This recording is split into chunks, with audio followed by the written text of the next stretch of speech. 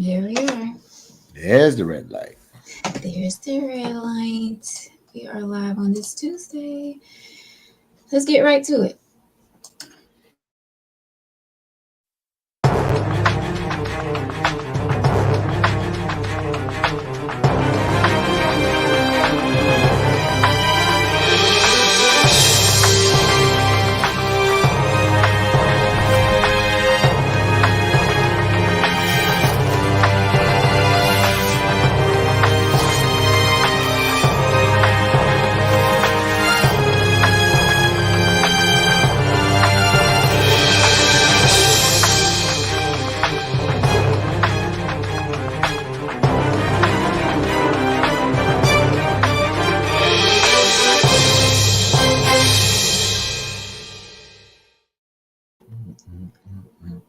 Welcome to Tangy Tea of Life, everyone.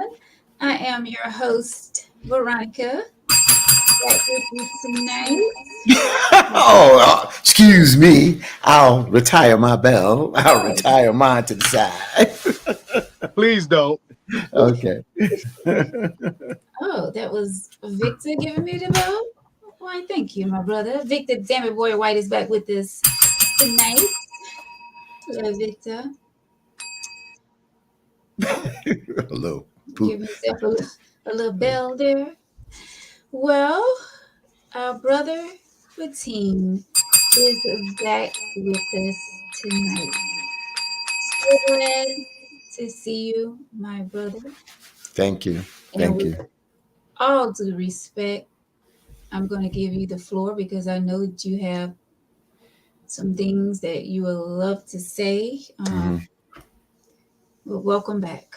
I appreciate that. So first of all, let me just say to you, Veronica, and to you, Victor, it's an understatement when I say thank you to you both doing uh, my daughter's moms. And, you know, we, like I said, we had a little stumble a year and a half ago.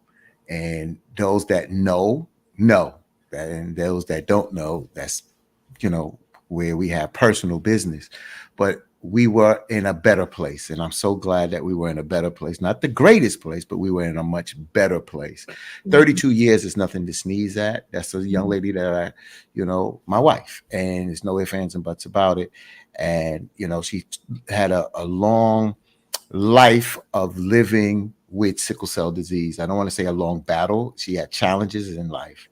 And I just want to thank all the people from Tangy Tea that shared a word of comfort and support. I'm telling you, even though I may have not called on you per se, Veronica or Victor, I knew that you were there, and it just warmed my heart. Victor and you both reached out numerous times, and I really appreciate that. And to the viewers out there, at the end of the day, you showed the love and the support, and I cannot say enough for your support and thank you. Today's her birthday. Today she would have been 61 years old. Her name Sharon Y. Simmons. I called her Hanifa. And I went down and put some flowers on her grave. Today's the first birthday that she's not here. But I just would say this, and I can't tell nobody how to live their life. But remember, just when you have those little bumps in the roads, you try to make them work out if you can. If you can't, try to be cordial with one another, because you never know when somebody's going to close their eyes. I don't want to make it weird, but I just want to say thank you to everybody, including my Tangy Tea. Y'all poured out the love. Thank you. You're welcome. And of course, that's what we do. We have each other backs, shoulders, legs at all times, no matter what, no matter how crazy it gets on the show, we still have love for one another. So once again, we will continue to pray for you, Fatine, and your daughters and the entire family as y'all grieve the love of your life. Thank you. Appreciate it. Thank you. Oh, hey, Lisa. Hey, Laura. So glad to have all of you joining us tonight for some tea. We're going to get right to the letter because the Warriors and the Lakers play tonight at 10, and definitely want to check that game out. Oh, wait a minute. So you're just blowing off the New York Knicks? which is on right now. I'm just saying, I don't know about those people. Okay. It's Well, good to know when certain people have, some things going on. We're gonna push through. there you go. They Well, don't come the on. Lakers are going down, so I said that now. So sorry, Lakers. They Sorry, don't Brian. come on until 10. I'm just saying. Hmm. But anywho, Victor. So I was out this weekend and overheard a conversation from some young ladies. They were young, but I told them I was like, hey, I got this podcast. I overheard you girls talking, blah blah blah blah. Do you mind if I talk about I wasn't trying to be in their conversation. I mean, but if they was like right there talking about a situation, I was like, hey, do you mind just shooting an email or something? You know.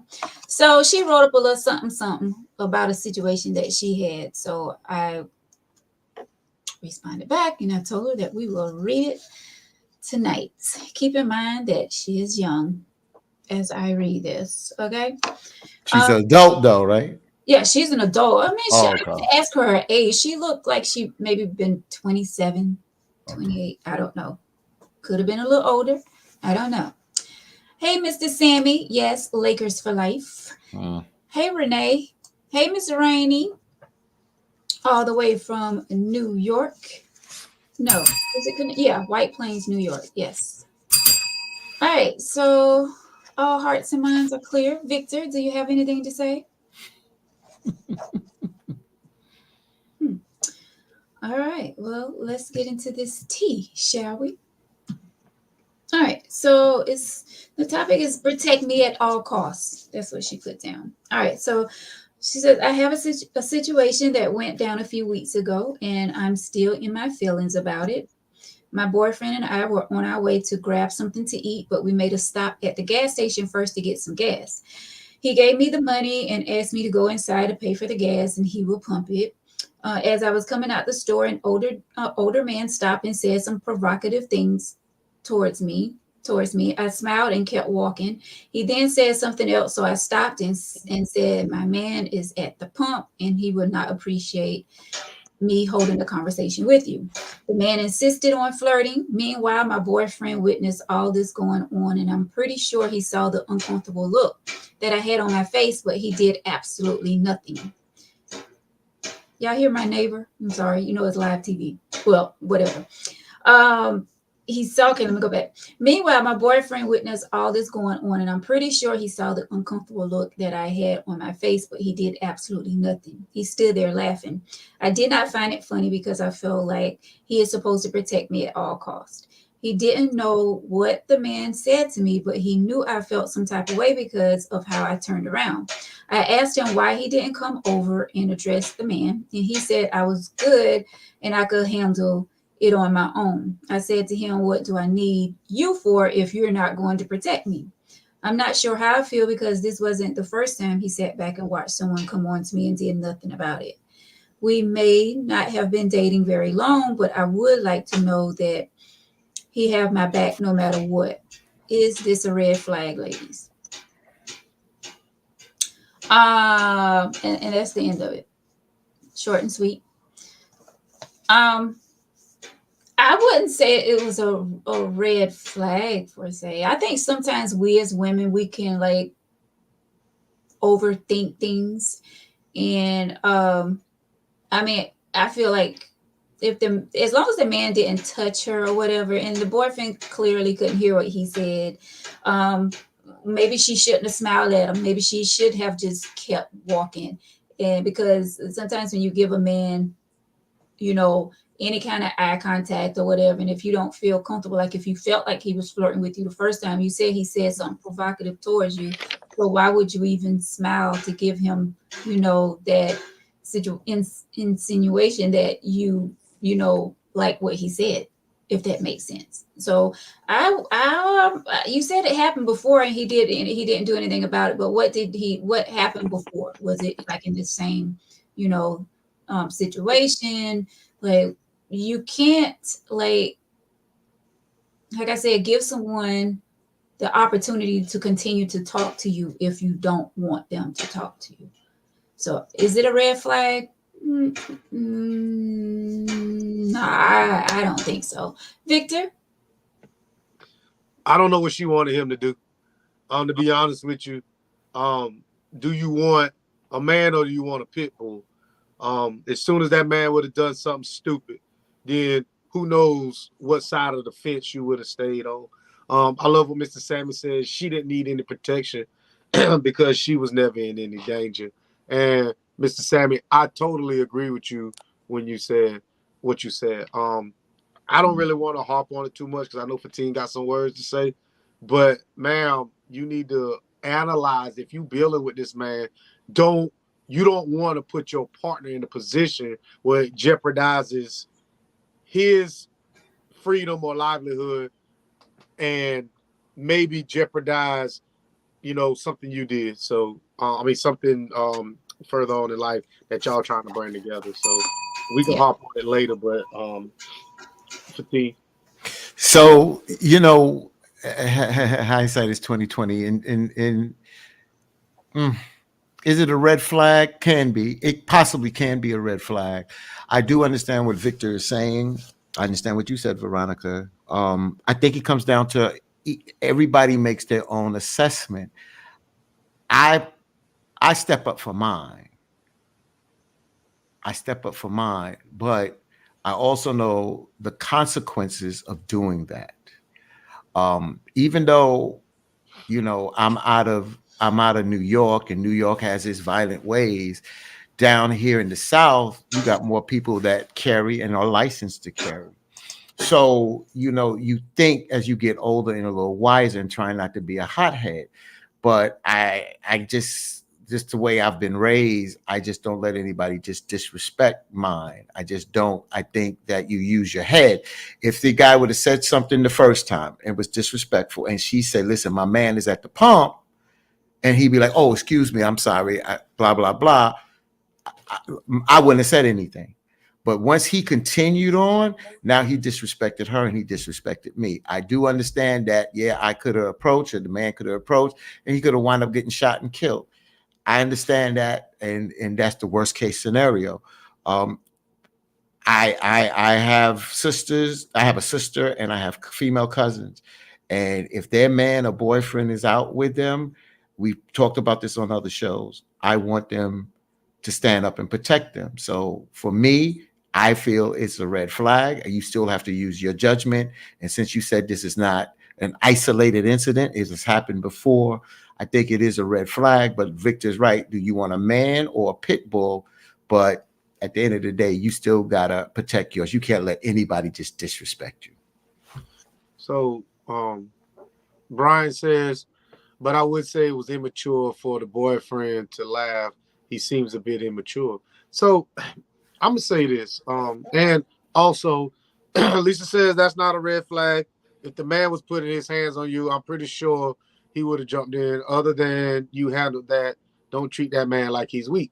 Um, so there's a few scenarios that will run through my head if I was in that situation. Um, to start with, the is this man a threat? If this is an older gentleman or whatever, if it looks like he's a threat to maybe my relationship, then if I'm just looking at he's just some cornball, I'm I'm cool with that, and I get it. No man wants a woman who's undesirable. People are going to talk to your woman. That if that, I mean, it's just going to happen. And fellas, you need to realize if you constantly trying to hawk your woman down, and you always want to know who she talking to me, that's a sign of weakness. That means you can't hold your own. Um, but also, if this just some big muscle bound dude, I'm not walking over there to get my tail cut and then you leave with him because you realize I can't fight. So I'm just saying, that's how I look at it. If it's a fight that I can easily win and he a cornball, I ain't dealing with it. But if it's just some muscle bound dude and he over there, I still ain't walking over there. You know what I'm saying? So I mean, Yeah, I do feel like we as women, we do have to, pick our battles. Like some things we can handle on our own without, our men having to be there to defend us. Yes, he was wrong by laughing. I mean, like I said, they young, but I mean, really no excuse. But I guess he felt like, you know, she could hold it down, so he just thought it was funny. But let's not put our men in harm's way at all times, like things that we can handle ourselves. Like I said, if you didn't want to give this man any type of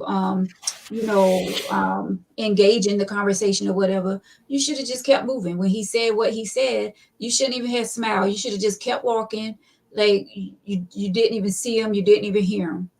That way everything would have been cool. You wouldn't have been talking about this um tonight. We wouldn't have been talking about it tonight. But I'm saying, like, It's interesting because I hear everything and I don't disagree. This is not a disagree. This is an opinion. You have an opinion and everybody has a right to their opinion. I guess where I come from, we just don't do that. That's all. Unfortunately, we just don't. And like I said, this has happened to me in the store once, and with my ex, and got three guys, and I can't run up against three guys, but when we left the store, these guys came out. Now I got my boy and my cousins across the street, so I summoned for them. Yo, come on. And my ex wouldn't allow me. She kept pulling me. And, we had some words later, but she did what she felt to protect me. So, see what I'm saying? She stepped in to protect me by pulling me away. And I stepped in to protect her. So, I think that at times we step in to protect one another at the end of the day. You're right. Words are so and so. But if this is a pattern, then it comes down to a point. I'm saying, I mean, Victor, you're a man. I mean, not to take away Veronica, you're a woman, but you're in a club and your girl, your woman, your wife, and somebody disrespect and and she says something and he keeps going on. I don't think you just gonna be like, come on, baby, let's go. You gonna say, yo, bro, she done told you one time. Now, man to man, yo, enough is enough. And that's where I come from. So I'm unfortunately, it may not be a red flag for some. I just think that you gotta eventually protect yours. So I'm gonna say a lot of factors that I don't know that would cause me to say, okay, whether I get myself involved or not. Um, if you got on that dress or that outfit, Mm-hmm. I got to understand once we leave the house, what I see is what everybody else see. Why I'm with you is what everybody else sees. Like I said, we men are physical. So if a man see you walking out the store by yourself, come on, man, it's bound to happen. First mistake that she made is his um acknowledge his forwardness. You know, hey ma'am, you sure look fine in that dress. Keep it pushing. You know your man right there. Keep it pushing. Protect me first, that's as true. well as protecting you. If you know I got your back, don't even engage in a conversation that I could perceive as something disrespectful. Keep it pushing. Now, like you said, 15 in the club, somebody say something and I'm standing there, that's different. The man grab you, that's different. But if it's something as simple as that, keep it pushing. Don't even give this clown the time of day. And I But shouldn't even she's call him a clown. Go But ahead. didn't she say? But just to add to you responding, didn't he? The man said something to her. She did keep it pushing. She said, "Well, my man is over there, blah blah blah," and she went figured that would end it, and then she went to continue, and then he said something else disrespectful. So Well, before didn't we she? So Didn't she try to warn? Because maybe she think that listen, my man is over there. If because she's assuming that if he sees this, he's gonna step. So maybe she can stop this. But now this guy's went beyond. He's done crossed that line. So you still think that she was wrong? So if you don't show your man every inbox that you get, if you don't show your man every text message that you get from these stragglers in the street, don't sit up here and bring that mess to him. Because if you can ignore that inbox, if you can ignore those text messages, if you can ignore them random phone calls, that stuff at your job, if she has one, the random guy at the store, if you're not bringing all this to him, then don't bring it to him right then and there. I don't know, but we all know women get disrespectful inboxes all the time. If you're not presenting this man with that kind of information, then why bring it to him if you can just walk off and handle the situation? It's the Because it's same right, thing. It's just because in it's in person. his face. Because it's in his face. He's right there. He said he saw it all. But So he didn't isn't hear. that he didn't, but he said he saw it all and laughed. So if you saw it all and laugh, what message is that sending her? What kind of security message is that sending her, that yo, you saw this and then you laughed?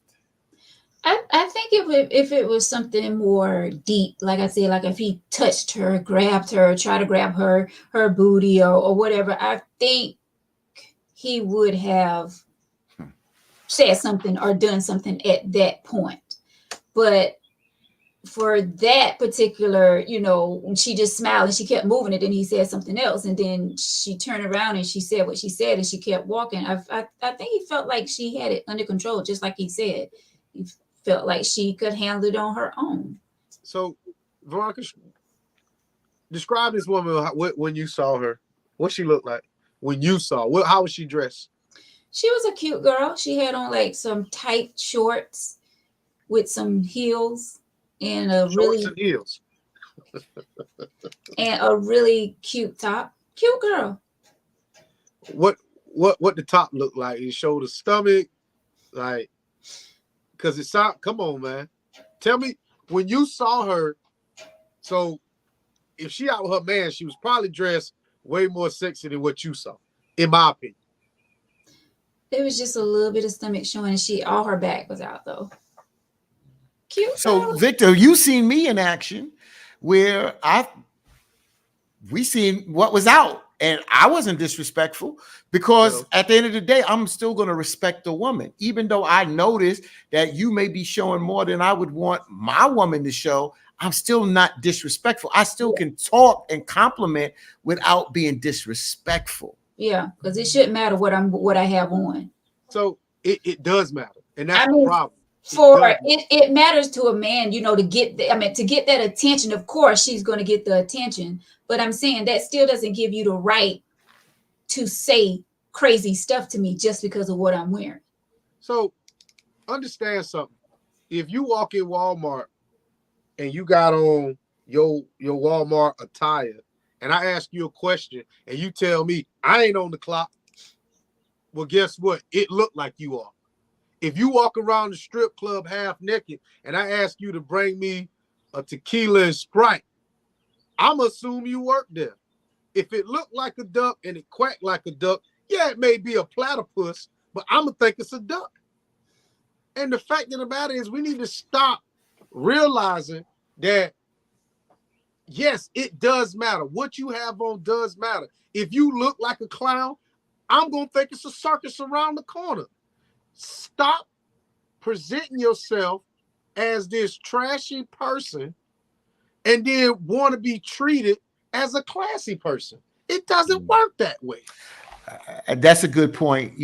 So that's a good point, because I've talked about this before, but I've learned I still draw that line of not disrespecting, but I have to agree with Victor on this, that I've said this to numerous women. Y'all wear whatever y'all want to wear. But the same thing is, you go out in shark infested waters. Well, this shark don't supposed to bite me. He gonna bite your ass. So if you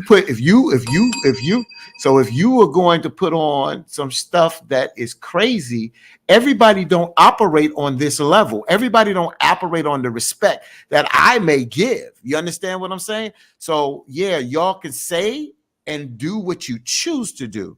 But at the end of the day, there is karma and repercussions. Let's just say, hell with karma, repercussions. You put on something up your ass and disrespectful, Don't expect everybody to be respectful to you. It ain't going to happen. Now, if you want to go that way, Victor, you're correct. At the end of the day, for me, I'm not going to be disrespectful, but it does cause us men to become barracudas, and we jump on and we become hawks and we pursue, but that don't mean we have to be disrespectful. Facts. So I let my stomach out a little. So Time I'm gonna ask you something, Veronica. People probably say something to you when you out and about. All right. People like, girls who got lemon heads. You know what I'm saying? They like the little candy, the little lemon head candies. People like little lemon head women. But when you got on your clothes, it's expected. I don't get it. Like Tyrone says, if she's good looking, competition is expected, ma'am. If you don't want nobody hollering at you, get the nun uniform and walk around. But I guarantee somebody gonna say, I wonder what's under that nun dress you got on. It's gonna happen. It's gonna happen.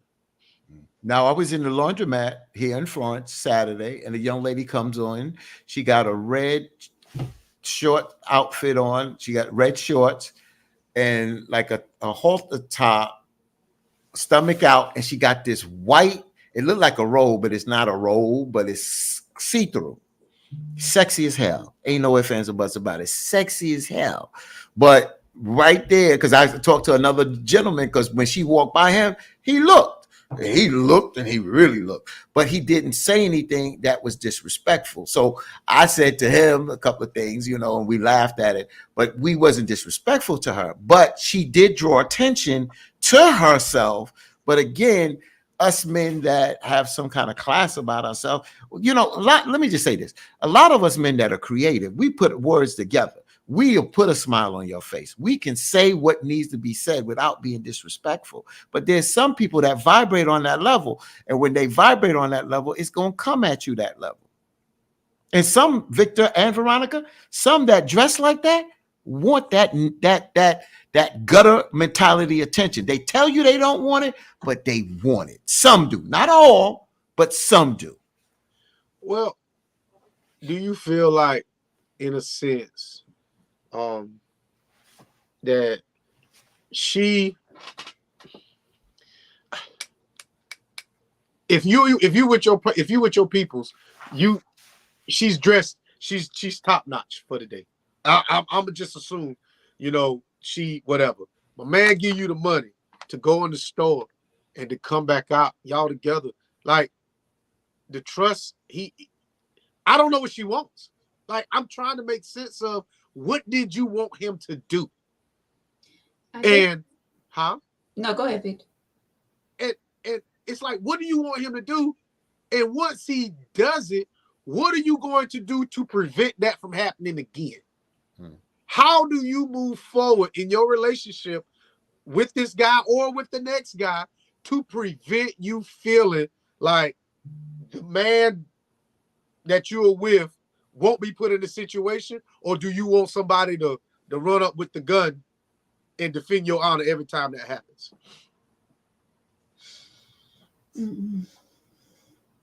So Sly says, first off, why did she have to go into the store? Why couldn't her man go into the store for her?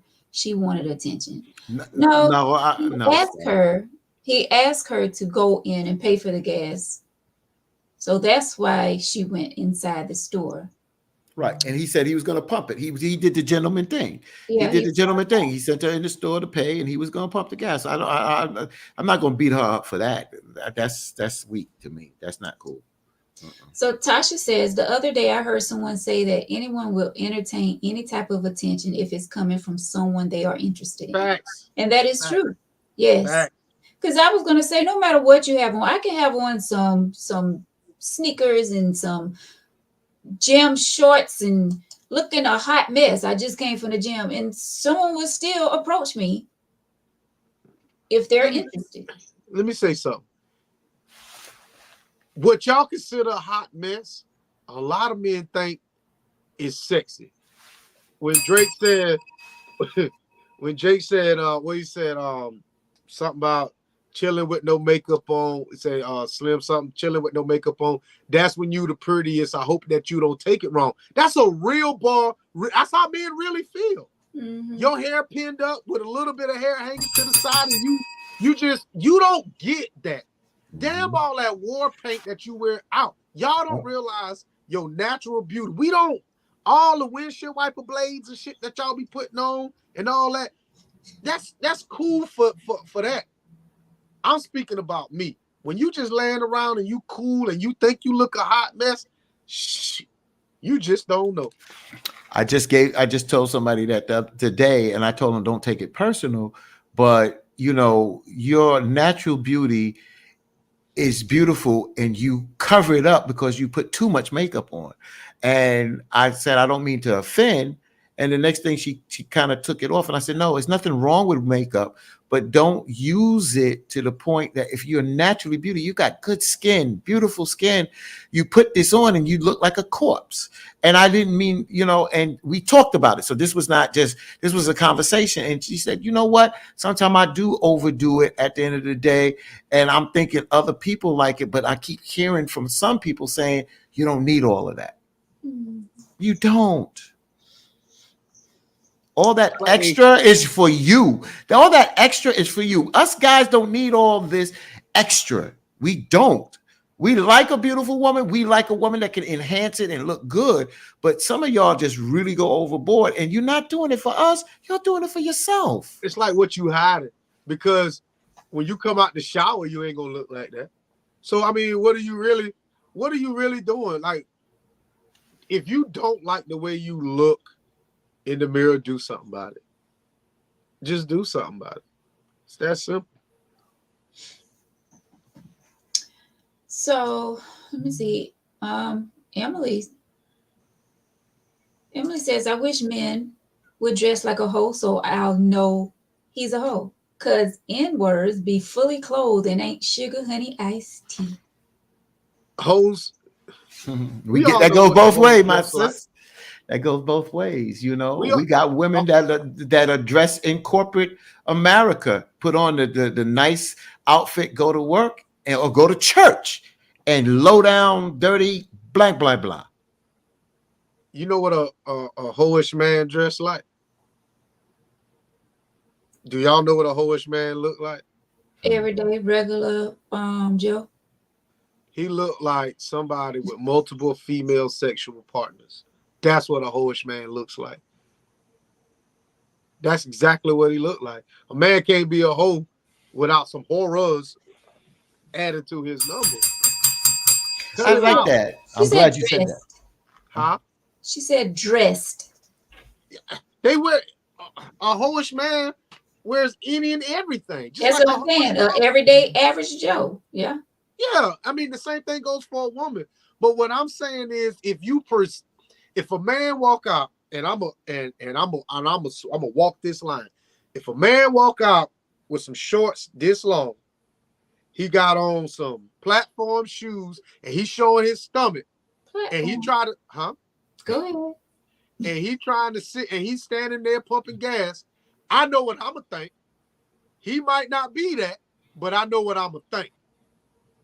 If this fella walks up and he got long dreads in his head, and he smell like some of the best reefer that they got out here in the world, and he got his pants hanging off his tail, and he got on Timberlands and big baggy clothes and all that, I know what I'm gonna think. But that might not be what it is. It might not. But I'm just telling you what I think. If a guy got on a suit, business suit, tie, form-fitting suit, little brim on, and he walking in the store, I know what I'm gonna think. What are you thinking? I'm just thinking. So just because I say she dressed like one, that don't necessarily mean I don't know her, but I know I'm not going to approach her. Mm-hmm. But I'm just saying, if you want that attention, if you dress for the attention, somebody gonna give you some attention. And Victor, you're right. And Veronica, I don't have to bring it. You know what you do for a living. And one of the artists that is played in that arena is Bishop Hezekiah Walker. Now, before he became a bishop, he was a pastor. And when I first met him, this is how he was. Baseball hat like this in the studio. And this is a man that is a gospel singer. He has Grammys and he heads up a big church. And when we got a chance to talk, he said to me, he said he would stop maybe a block or two from his church and put face down on the ground by the cops. He didn't deserve that. He did not deserve that because he didn't do anything. He's a stand-up citizen in the community. So are you saying But people are being judged by the way they look? that's what Victor is saying. We are. Even when I go out like this, at the end of the day, I know that I can be judged, even though I'm not that, and I have a right to wear what I choose to wear.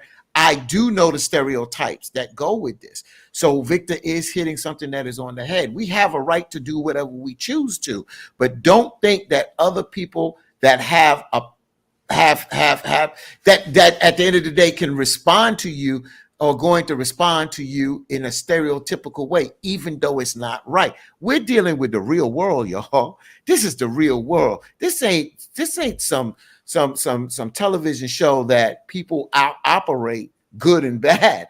This is the real world, and we got to know what we're dealing with. So I'm not expecting. I'm supposed to turn a blind eye to what the clothes you got on.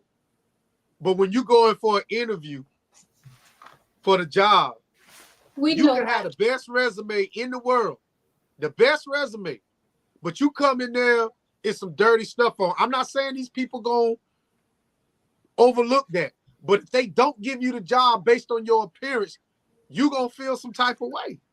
So basically, what you gonna do is whatever the best you got on, whatever the cleanest you got on, you gonna go in this job, especially when you're trying to go, when we talking about careers. When you go into this job, you're trying to start your career, you're going to try to put on the best. I'm not saying everybody does it, but that's what you do. When you go meet somebody's parents for the first time, you try to put on your best. Because the first impression is a lasting impression.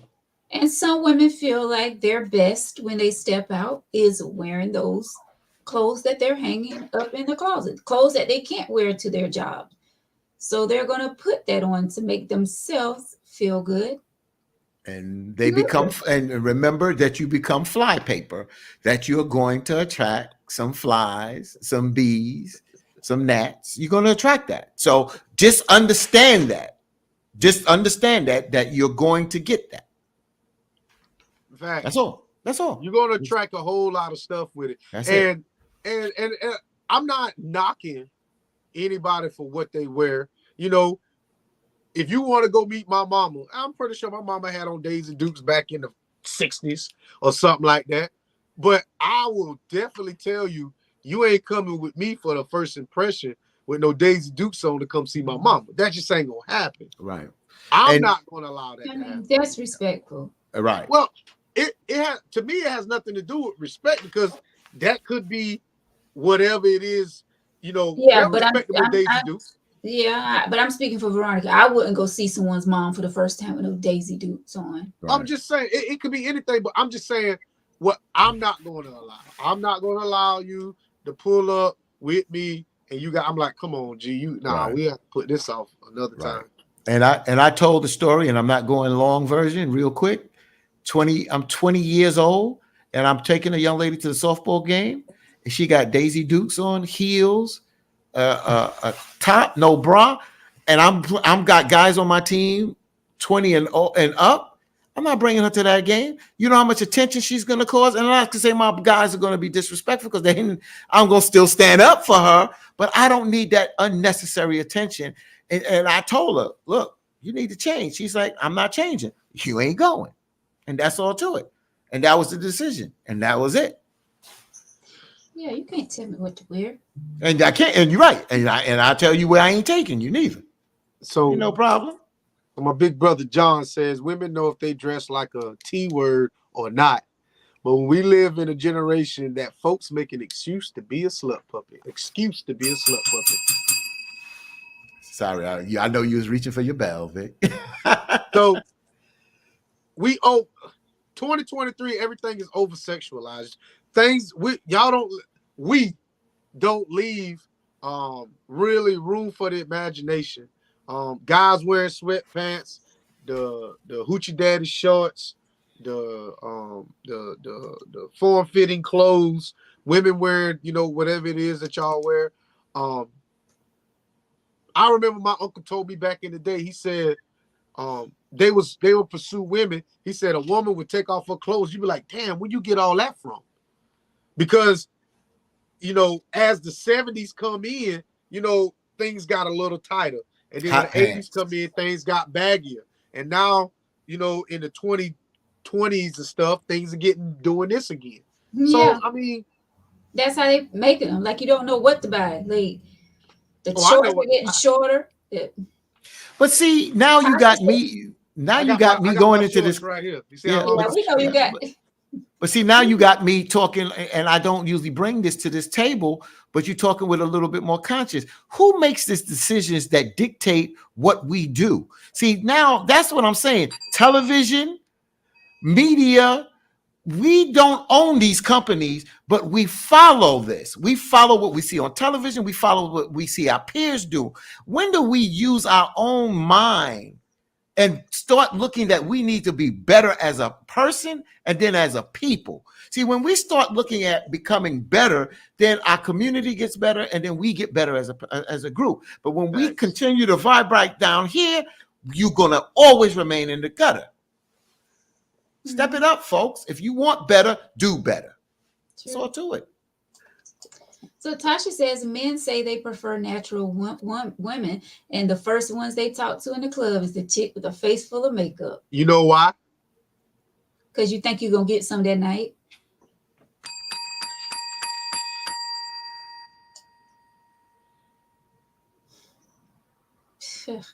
Because she's already putting on the show that she wants attention. She's already saying, even though she may want a certain type of attention, she got to realize you may not get the guy that pulls up in the Range Rover, and you understand what I'm saying, and dressed to the nine. You may not get that at the end of the day. You may not. And I'll be honest with you, somebody said that women that dress classy don't get a lot of attention. That's an interesting comment.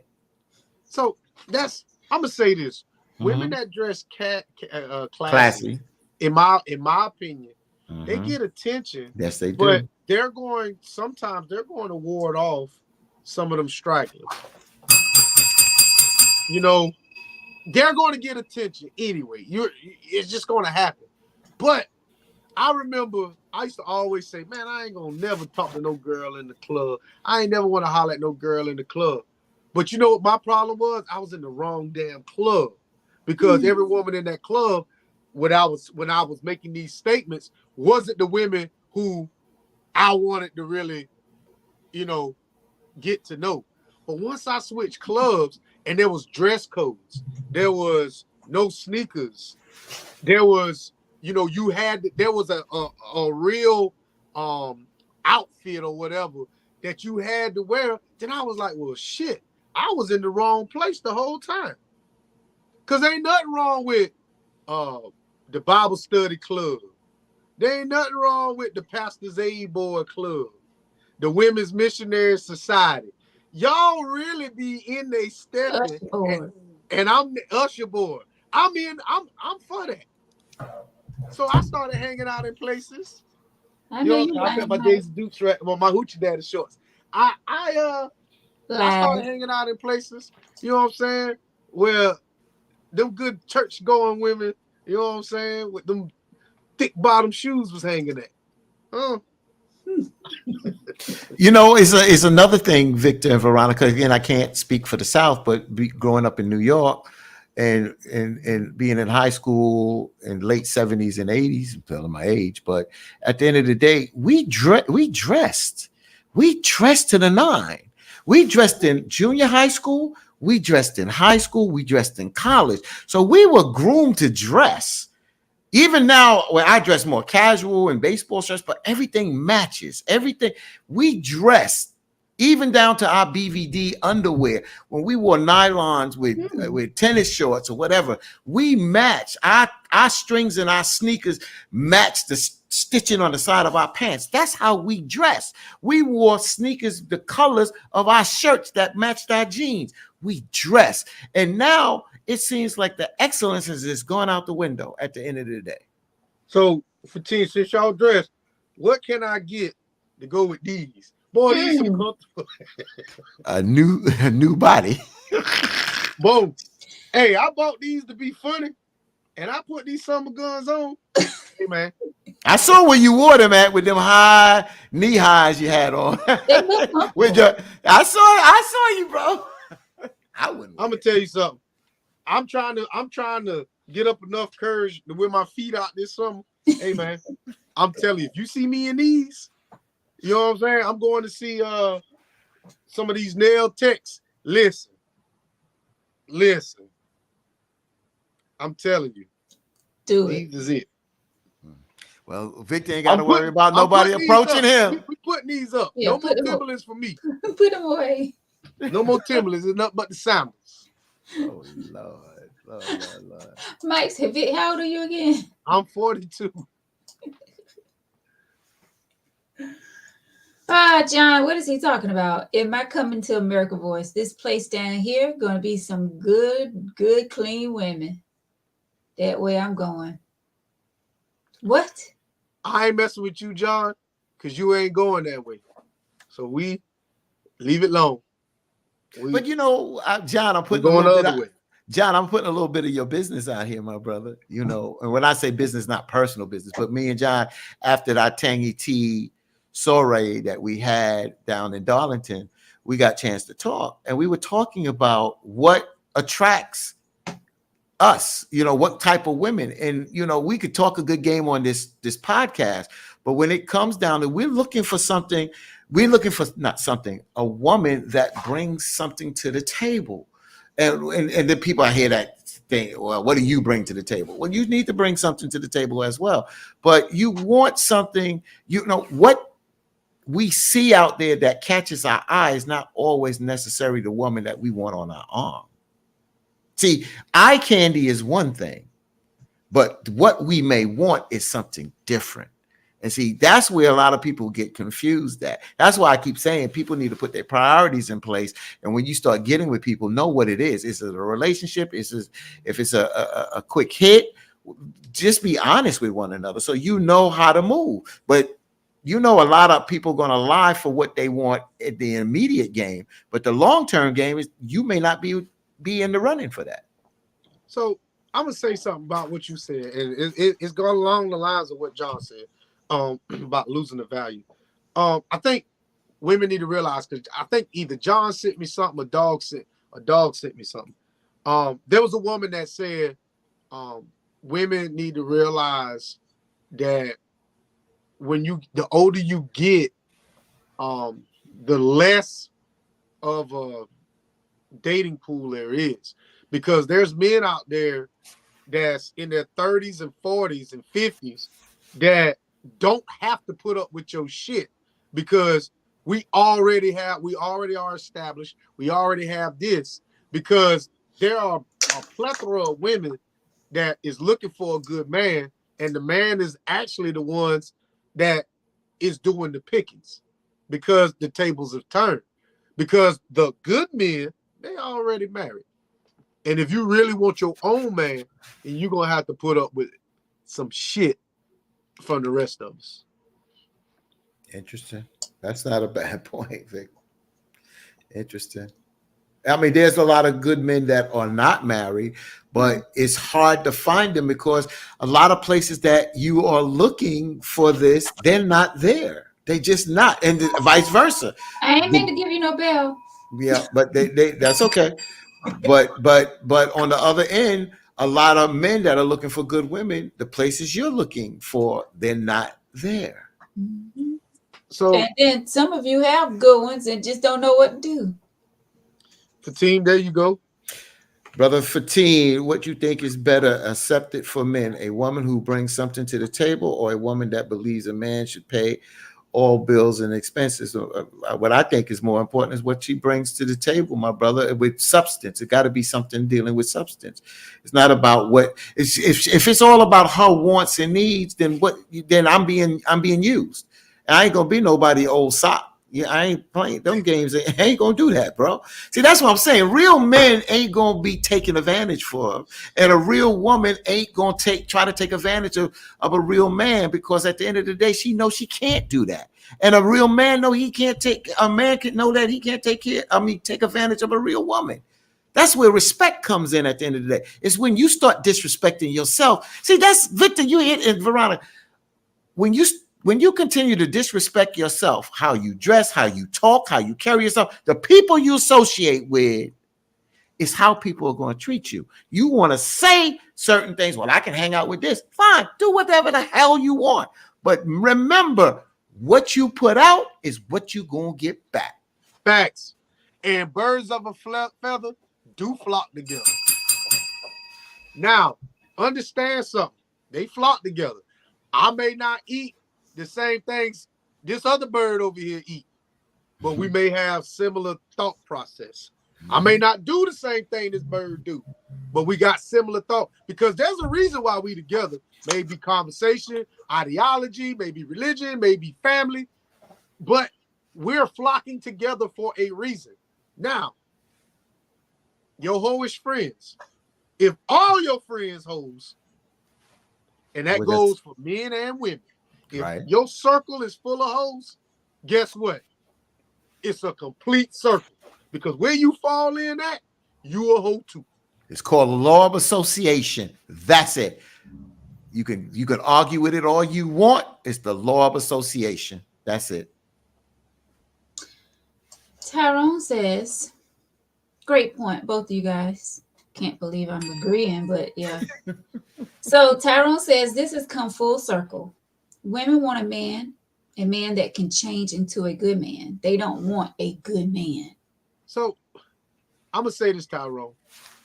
A man is never gonna be, and I'm gonna get some slack for this. A man is never gonna reach his full potential until a woman brings that out of him.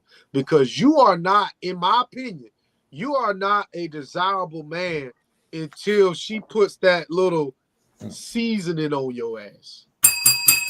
Victor, I really feel that way. You ain't got to feel that way. You just hit it right on the damn head, man. And a lot of us men don't give women that credit.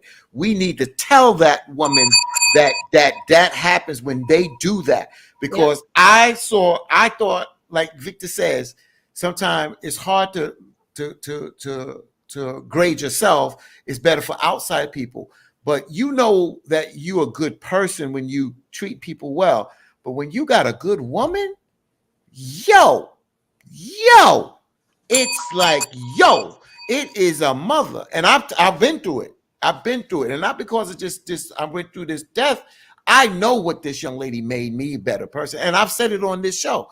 I've said it. My mother, and then my mother handed me over to her, made me a better person, and vice versa. Because it's just not one person to the dance. It's about a unit. So Tyrone, I love what you said. That's true, but she wants an unseasoned man. A man that has some seasoning is undesirable. And you're right. But understand that a lot of us have been seasoned by past relationships. So we're gonna have to learn that we may not, yes, the picture is being painted, but she can put the final touches. Okay, this woman built a picture with the forest and the moon backlight, but I'm gonna need for you to put the lake and the deers and everything else to add the finishing touches to make me this complete person. Like, it ain't all said and done until I close my eyes for the last time. So yes, we're all this one big, a man is one big melting pot, and women are constantly seizing this. One might like a little more of this. So once you get with a new woman, you need to realize, okay, I'm used to this. Well, no, we're not going to do this no more. This is what you're going to do. And we need to be receptive if this is the woman that we want to be with, and let her paint the picture. And y'all need to let us paint the picture as well. Facts. Oh, Truth is truth. That's all it is. Truth is Here we truth, go. bro. making it weird. Take the man out the picture and think about what I'm saying. I I get it. A woman wants a green guy, and then she wants this man, and I think that's what he's talking about. Unseasoned chicken, and she's seasoning herself. She wants to mold this man into the type of man that she wants. If I'm saying it right, Tyrone. And now she has her own un her own complete dinner. This I made him. But in my opinion, if you made this man, are you really gonna respect him when it's all said and done? Not green, opposite of green. Oh, okay. I like what you said, Victor, and I was in a flashpoint because I was thinking about my past relationship and how we each complemented each other doing different things. You understand what I'm saying? I'm in my lane doing what I do best. You understand? She's in her lane doing what she does best. But coming together, we still work together, complementing one another and working. Yeah, you have a bump and a bruise, but that's growing pains. That's what growth is about. Because when she points out something or I point out something, sometimes you get upset or disappointed, but that's the seasoning part. Sometimes you got to let it marinate. You got to take a few days to think about it, and then what?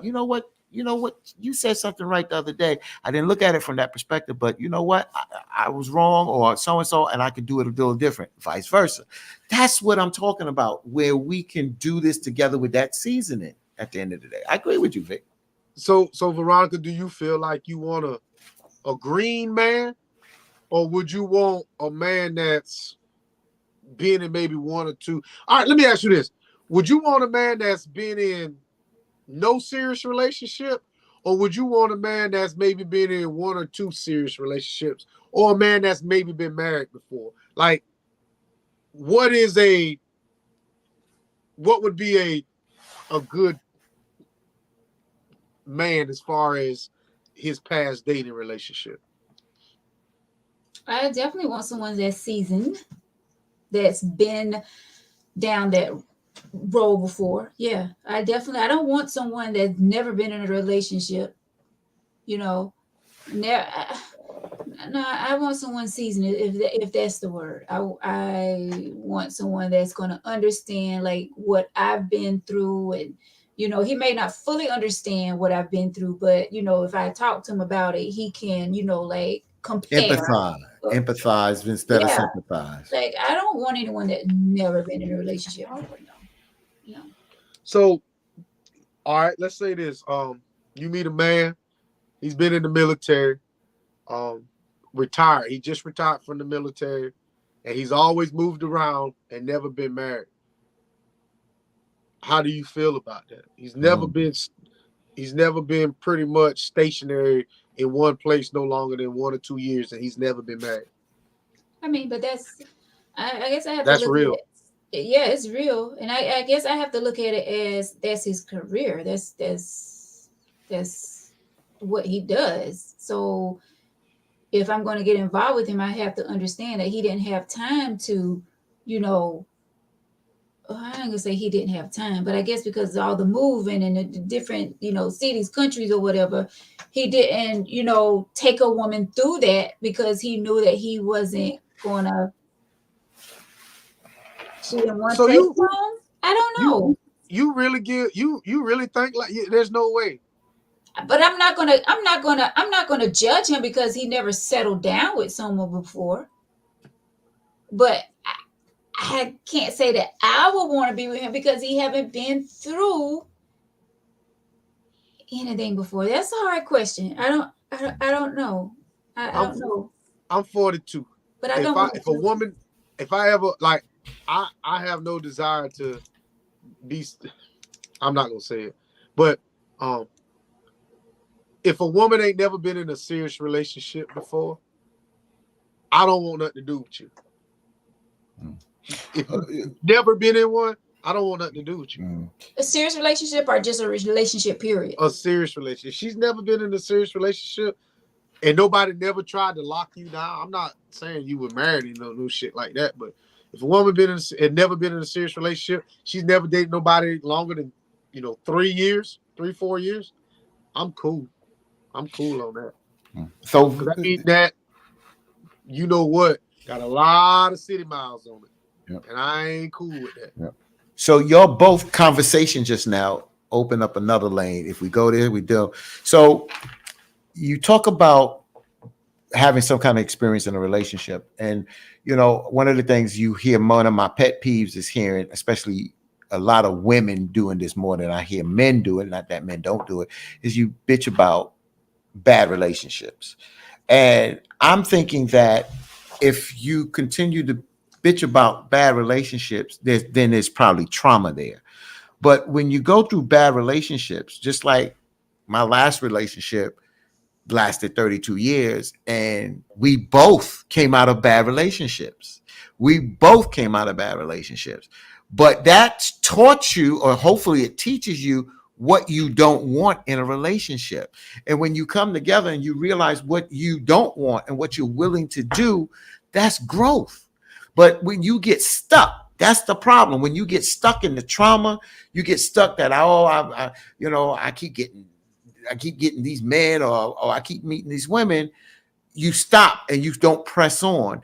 And you got to continue. You got to press on, because everybody's not the same. Sometimes you make 3 or 4 bad choices. Sometimes you don't know. But that shouldn't stop you. You should learn from it, but don't let it scar you to the point that you become a bad person. Learn from that, but continue to push on. I see a lot of people get stuck and they scar, and I see it on social media. This man ain't this, men ain't this, men ain't that, because you're stuck.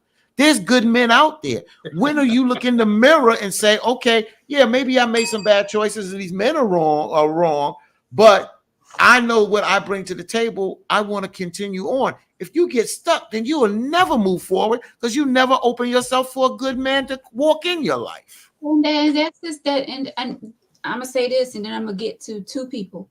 That goes both ways for team. And I know you're speaking from a male perspective, but that goes both ways, because there's some men out here that's been hurt from previous relationships, and they're stuck and they're just sitting there waiting for God knows what. But if you never let your wall down and let someone come in, then how would you know? How would you ever move on? So, and I totally get what you're saying, but yeah, that goes both ways. You have to let go, and that's something that you're going to have to be willing to do. Exactly. You're going to have to be willing to do it. Exactly. And that's why you got to see who you're surrounded, because if your friends are egging you on and pulling you down, that crab in the barrel mentality, you'll never get nowhere. That's why I keep saying, if you choose your friends because I grew up with them, but they're not positive and that's not the direction you're moving in, that slows you down. Mm-hmm.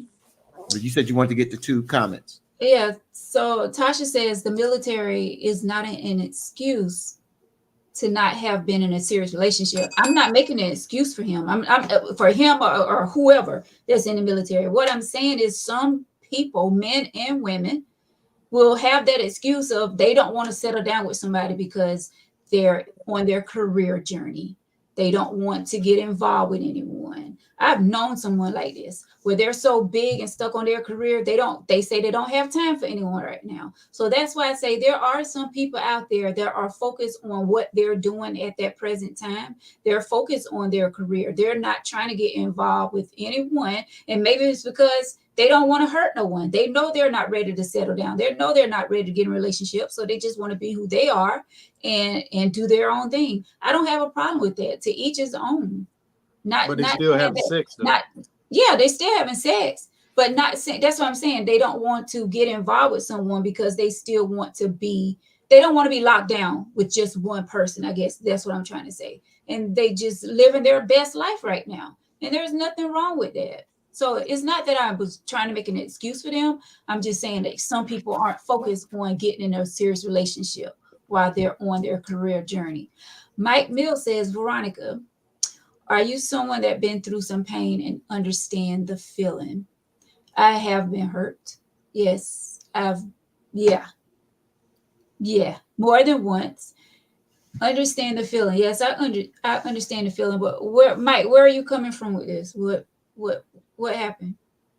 Are you just asking me that, or was it something that we said? It's something that we said. Yeah, He let me know. commented on that when we were talking about being in serious relationships, and you were saying something about if a team said something about you want somebody who can empathize if you've been through something, and then that's when he wrote that comment. Yes. Yeah. Yeah. Yeah. Mhm. Yeah. Definitely been hurt before. So Definitely. Tyrone says good people make us uncomfortable, so you'll choose the person who isn't very polished. Hmm. See, That's a good point. I'll say this, Tyrone. You make a good point. Um, but the image of the good person, um, and I'm gonna stick to what you said. Um, you're right. You're right. If we find somebody who's a bit, let me back up. If I thought I found somebody who was a bit too good for me, I probably would shy away from them because I wouldn't want to mess it up, or I would be walking on. I ain't gonna say eggshells, but I get what he's saying. I get what he's saying. Like, you're right. You're right. You're right. Hmm. Mhm.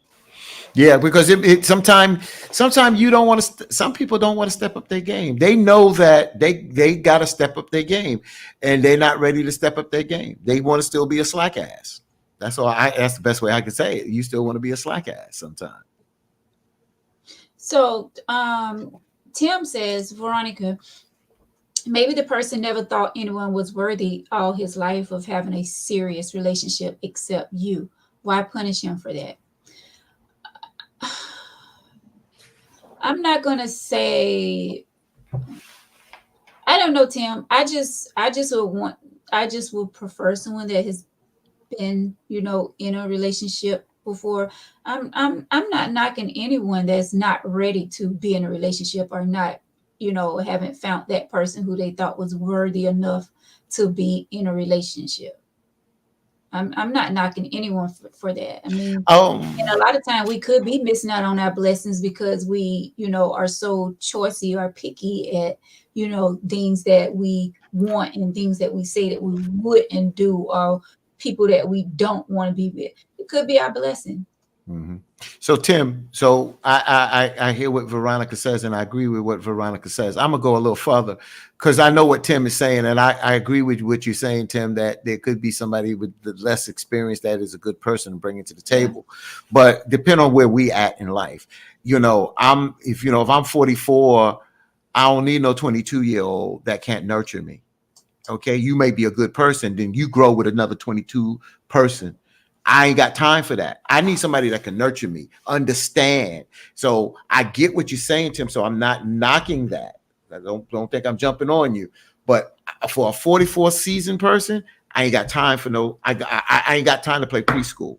And it sounds harsh, but it's real. I ain't got time to be teaching, and I'm not getting nurtured because if my mind and spirit is not being nurtured from her, then it's gonna crave nurturing from someone. You understand what I'm saying? So we don't got time for to play those games. Us that have been seasoned don't mean that that young person won't be, or that person that hasn't been in a relationship is not a good person. But can they give me what I need the same way I can give them what they need? So I, bro, I agree with 99.98% of what you said. Mm-hmm. You are right. Um, the only thing is Mm-hmm. with the 22-year-old, I don't see myself giving a 22-year-old a chance to get Mm-hmm. that close. But there's always a damn but. But um, I know I'm not even gonna say the but. You're right. You're right. A 22-year-old who's a nurturer needs to nurture somebody closer to her age. I'm gonna just say that. I'm gonna say So, that because what you I, said, I would never dip that low, even though I don't like it, like dipping back, and and I've dipped back before, but I usually like to go up in my thing because it seems like the older, the more nurturing and understanding is with people, older than me. So John says, so they rather, I guess he's going back to the military thing, or Yeah, so they rather be a slut puppy, because that's what I heard about these so-called career folks. that's a But, fact. but He ain't lying. why do they have to be a slut puppy though? If So that's their choice. If they want to worry and focus on their career at this time in their life, then let them focus on their career. They don't want to settle down. They don't want to get in a relationship. What's wrong with that? you miss what he said. I know plenty of women that wanted to, focus on their career before they got in a relationship or before they started having children and all that. Why does they have to be a slut puppy? You miss what he's saying. I clearly She's read. she still basically what he's saying is that she don't want to be in a relationship, but she's still getting her sexual needs Okay. satisfied throughout life. So if you tell me I'm 42, if Y'all I do it meet a all the woman, time. what? Y'all do it all the time. Go ahead. It's a okay. You can't do what I do. Can you pee Well, standing up? No, but you can't. don't judge me just because I want to focus And on I my will. career and have sex without getting involved with someone. But And it's I okay for will. y'all to do it. And Go ahead. yes. So let me explain something to you since you want to go there. A Yeah. man with 20 sexual partners and a woman with 20 sexual partners will be judged differently. A man with I know one this. sexual partner and a woman with one sexual partner in their 40s will be judged differently. So we ain't going there with that. Well, I mean, I can go there for him to say that they just want to be a slut puppy. No, Yes, if they want to focus on their career, let them focus on their career. Who are we? we people, we human. That's what we do. Okay, so if he or she wants to go around and sleep with this person and that person, then that's them. Yeah, that's them. I'm just gonna label you a slut puppy. That's what you are. Call That's me, what if a call me woman what you come to want. me, huh? Call me what you want. If a woman come to me, she 45, 46, 47 years old, and she tell me, I've been focusing on my career this whole time, but I want to settle down now. I'm like, shit, not here. You done lived in Utah, Nevada, New York, Pennsylvania, North Carolina, Alabama. What you running for?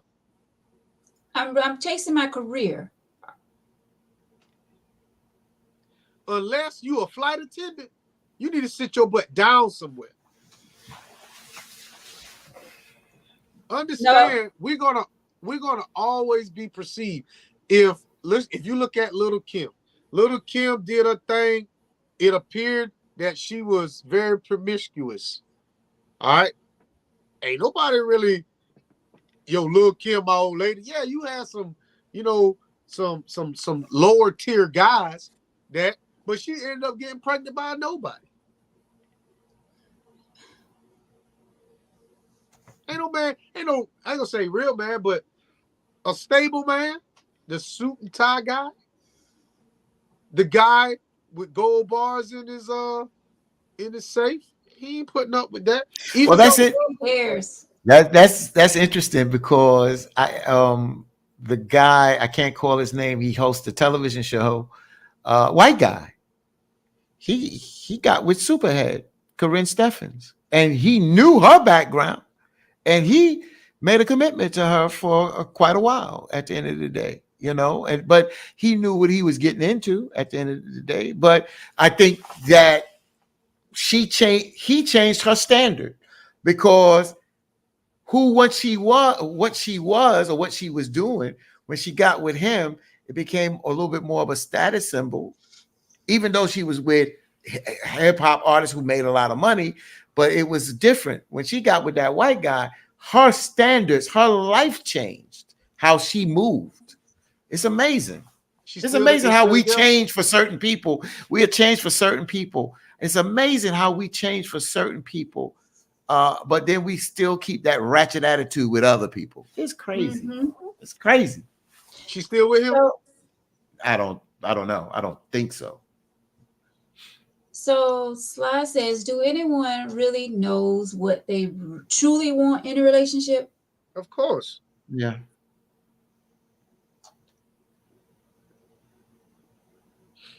I think sometimes people say what they want, but then they end up with the opposite of what they say they want. Yeah, yeah, and that is true. You got to believe in yourself. You got to know. That's what I'm saying. You don't know yourself. I just did a reflection thing on this the other day. How do we go out there and save the world, save our neighbor, and we can't save ourselves because we don't know ourselves? We got to know ourselves, y'all. We don't put in the work. We just think because we could become 21 or 25 and we're adults, we are adults. No, we're not adults all the time because we don't behave like adults. We don't understand the responsibility that what we need to do to be better. I keep saying this. It sounds like a broken record, but I keep saying this. I'm telling you. And I can only talk about what worked for me because I know when you put in, it's what you get out. And when you're on similar pages and you respect one another and you expect yourself to give and you expect the other person to give, it just works better cohesively. But when you get together on false pretenses and you don't build your relationship on any structural foundation, you don't really have anything to stand on. So I'm gonna tell you this, and women, y'all are so cliche-ish. Y'all will sit up here and say, I want a man to lead. But you don't even know what that even looks like. Then once he starts leading or attempt to lead, he's a narcissist. He's controlling. He's this, he's that. And I'm like, y'all just going with the latest fad. If you say you want a good independent man, understand what independent looks like. Independent means I don't need you. Independent means I can function by myself, whether you here or not. So do you really want that type of man that does not need you? Pretty much, you just an afterthought. Right. I Victor, don't want no independent woman. I want you to be somewhat independent, but at the end of the day, I need for you to need me as well as I need you. Right. Veronica, when I ask you this question, it's you gotta take yourself out of the equation because it doesn't really pertain to you. But I'm gonna ask you this: how do some women know what a good man is when they don't have a father in the house, they don't have good uncles, and they don't have good examples of good men? How do they know what a good man is? That don't fit you from the perspective of you have a father, the father's still living. You understand? You talk about your parents and wholesome and how they've been together for a long time at the end of the day. And even though you know what a good man is, you still have had heartache or heartbreak or whatever. But how do some women that have not been surrounded with good men know how to pick a good man? I think a lot of times, I'm taking myself out. I think a lot of times some women are looking at these reality shows and, all this crap that's on TV now, and they're going by what they see there. And they think that is the kind of man that I want. That is the kind of man that I deserve. That is what a real man looks like. So that's what I think. I think it's the movies and the TV shows that have a lot of women mind twisted these days. Not saying all, but a lot. Thank you. So please I want to address Tasha right quick. Can you please put that up there? Her last comment. So Tasha, I worded this a couple years ago. I told somebody this, and I've said this on the show a while back. The way I worded it a few minutes ago is for people to kind of understand it. But Tasha, this is what I've been saying for the longest. I tried to break down to somebody the difference between a want and a need. My wants are sometimes going to outweigh my needs. I want you. I want to be with you, but I need to breathe and I need to eat and I need to go to work to make money. But I want you. This is something that I physically want. These are things that I have to do in order to survive. So the way you said that, it's something that I tried to break down to somebody one time, and I tried to explain to them. My wants is something that I want.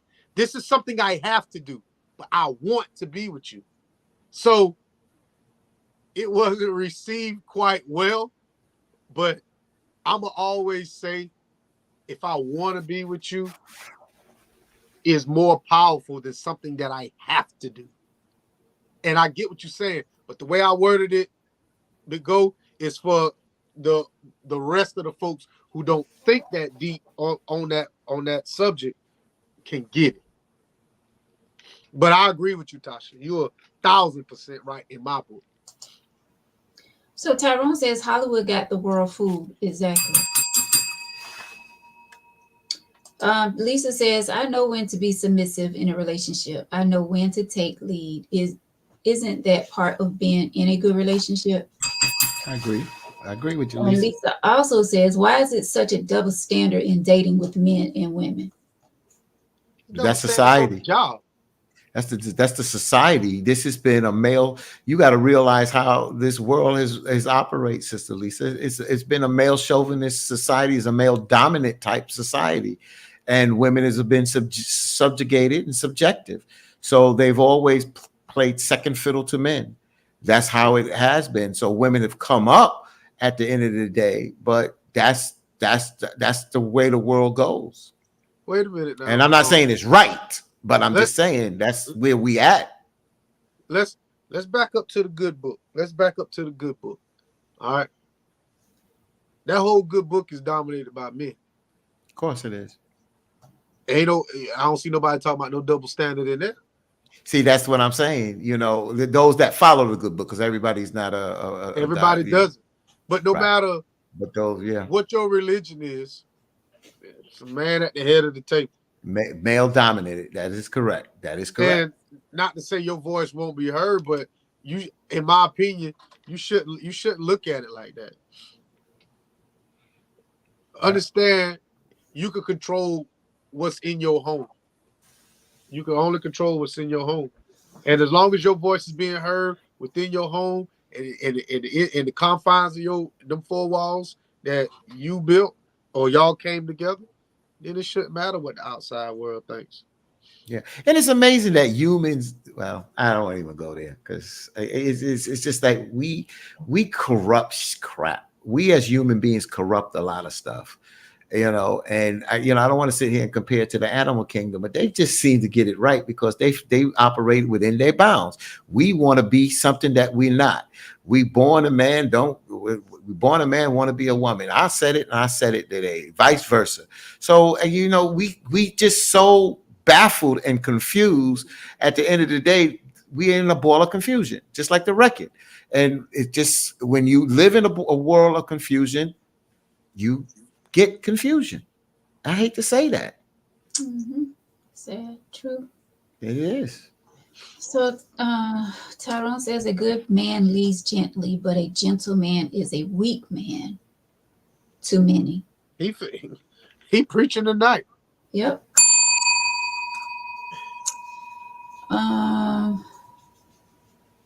But Fatine, this is for you. Fatine, they don't want the man that like their father absent. They don't want a man that's like the brother or uncle that they never had, unprotected. They look for the man that they were not, a leader, a protector, a man that knows how and shows love. Hey, Patricia. What's up, Patricia? What is she saying? Well, she's basically saying that if you have not had a good example of a man, that you tend to look for the opposite, meaning that if you haven't had a good example of a man, then you tend to look for a good example of a man. I agree with that, Patricia. The only thing is, how do you know that is a good man if you've never been around a good man? You think a good man is just a provider, this, that, and the other, but it's a lot more than it takes through examples. I think she's saying the opposite. I think she's saying if a woman didn't have the father in her life, he was absent. She felt that she felt that growing up. If she didn't have that man, the uncle or the brother, to protect her, she felt unprotected. So now she's looking for a man for that's the opposite I of said what that. her father and her uncle and her I said brother that. Right. was. I said that. So yeah, you're going to look for the opposite. I said that. You're going to look for the opposite. It still doesn't take away is the empathy or understanding. See, if you talk to my daughters, this is the difference. If you talk to my daughters, they can give you specifics why they feel, if they do feel that that me has been a good father. They can give you examples, little things that you may not be able to put out there. But again, I do understand what you're saying, Patricia, because you grow up to be an intelligent woman. You know right from wrong, so you can decipher or disseminate between a good and a bad individual at the end of the day. So I do understand, but I'm saying a lot of people can't because sometimes you don't have those examples in your life, and when you don't have those examples, even though you want to look opposite, you still sometimes don't. It be right under your nose, and you still don't realize it. I'm gonna tell you this. I don't want no woman like my mama. I don't want no woman like my grandmother. I don't want my woman like my aunts or my cousins. But what I do want is a woman that can coexist with them. I don't want nobody like my mama. I don't. And um, there's no strike against her because you know my father and I are we're not 180 degrees apart from each other, but we different. And that's the type of woman he wanted. They created this child here. I mean, to me, good and bad is all relative. So for me to sit here and say that I had, a woman that I dated was bad, I don't think she's bad. We just didn't work. Mm-hmm. You know what I'm saying? I'm not gonna sit here and I can tell you all the bad shit that happened in a relationship, or I can sit here and tell you all the good shit. But you know, we just didn't work. There was a reason that we split. It is what it is, but that term good or bad to me is all relative. It depends on the mood. There's some days that you can get in an argument, you be like, why am I even here? And then there's some days that you like, I'm glad I didn't leave. I love it here. It's peaks and valleys, baby. It's peaks and valleys. It is peaks and valleys, but when you got more peaks than valleys, it's just again, I can only speak from experience. And when you majority of a relationship for a long period of time where it's been more peaks than valleys, it's just a beautiful feeling. And then to see when you raise children out of that and you see what you instilled in your children become reality when they become grown, it's just beautiful, man. It's just a beautiful feeling. So I'm gonna ask you this. Let's say you've been peaking along Mm-hmm. for a while, Mm-hmm. and then you get that one valley. Mm-hmm. To me, it just seems like that one valley outweighs all those peaks. But this here, to me, and we still making it, to me, just my opinion, that's a lot better than ride it, bam, in my opinion. But I mean, because you're not gonna always stay up here. Mm-hmm. And the valleys are not always cheating, hard times, money problems, whatever. It just could be anything, lack of attention, whatever it is, a little slip Yeah, of argument. But yeah. to I me, feel like those little things can be worked at. Yeah. sometimes. So Sometimes. so so Correct. Vic, since you said that, Victor, I like that. I really like that because my example was more peak and then hit that valley at the end, where you talk more the peaks and the valleys going and riding together. You riding together, bro. So you riding together, you're growing together. You're having the high moments, but you're having the low moments, but you're learning from all of these, and you still riding together. So I agree with you on that one. Because we all know everybody down the ride in the car when it's full of gas and the motor sound good and the radio working and air conditioner blowing. But the moment I got a spare tire, the moment the stern wheel alignment ain't right, the car on E, the windshield, you might got some plastic on your side of the windshield. Now you don't want to get in my car. But both of them may come out at the same destination, and that's what I thought. Because sometime at the end of the day, even though you had the peaks and then you hit that valley, sometime after that foundation has still been established, that after you get past that valley point, you know, you start to work back out because you still have a foundation. So at the end of the day, you made a good point, but overall, you may still wind up at the same place in both situations. You're right. What I'm saying is you'll catch a lot of riders. You'll have a lot of people riding with you when you dress nice. Oh, okay. Nice little Mercedes 550 or SEL. I'm riding. But Vic pull up with the Kia Soul with 3 different hubcaps on it. I might get 1 or 2 riders. But yeah, we're right. We're going to the same thing. So people love to catch that upswing. Oh man, you'll get a whole bunch of likes and comments and inboxes and all that on this upswing right here. But as soon as that somebody coming, people get the bailing. Oh, let me get my parachute. Let me get off this plane. As soon as you hit that valley, you look around and you like, well, damn, who here? Oh, girl's still here. Okay, cool. Now we back on the upswing. Just remember, when you was here, she was right there next to you. That's why I'm saying this here. I like that because she with me. Yeah, but I like that. I know she gonna be. I know she with me up here. Right. I know that.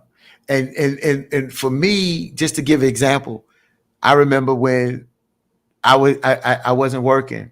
I couldn't even pay the light bill. She's still riding with me. You understand? We backed up in rent. She riding with me. I wasn't always in radio. I wasn't always making a decent salary. You understand what I'm saying? But she's still riding with me. And we still putting it into the family because our nucleus, because we understand that this is a journey. This is not a moment. This is a lifetime. You hope it is a lifetime. You understand what I'm saying? So you grow with that. And when you look back and see where you've come from and what you've built and established, man, it's just such a blessing and a great feeling. Great point. Get a bell for that, brother. So John says, give me a natural looking woman, old school values, morals, lady in the street, straight slut bucket at the house. Patricia says, I made sure my kids grew up with a father in the house because I knew what they would miss. You can tell that my daughter especially grew up with her father in the house. I respect that, Patricia. You know, I mean, everybody's not lucky like that. And I rather a couple not be together if it's not productive and if it's a toxic environment. But I do understand when you can put together when the especially girls, a lot of girls are daddy girls, you know what I'm saying? But again, sometimes 2 people can't make it together don't mean that their parents still can't be in their children's lives. Facts. I hope so. And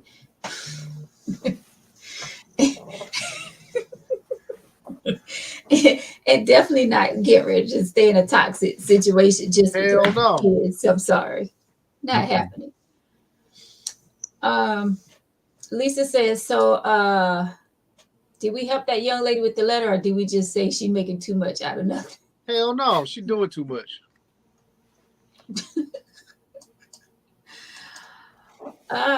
Most folks ain't want to be tested. People gotta be battle tested because you don't know who you with till hard times hit. Facts. Gotta be battle tested. Thomas, you right, bro. You right. You right. Right or die. Yep. So,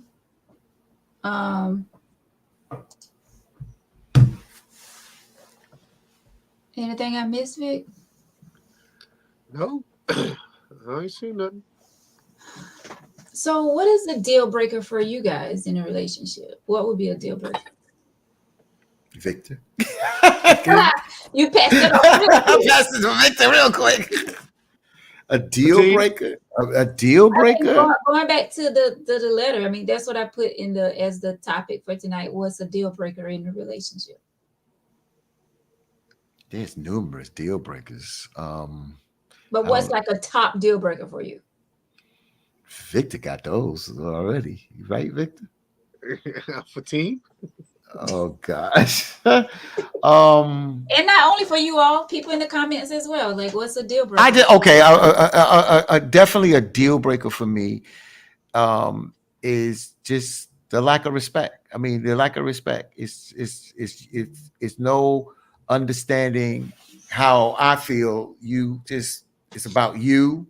It's about however you feel, and however you feel is the way I'm going to move in a relationship. Then that's definitely a deal breaker because I'm not working with you if you're not willing to put in and it's all about you. That's definitely a deal breaker. Definitely. Yeah, that's what that was. I was gonna say too. That's definitely one of mine. Disrespect.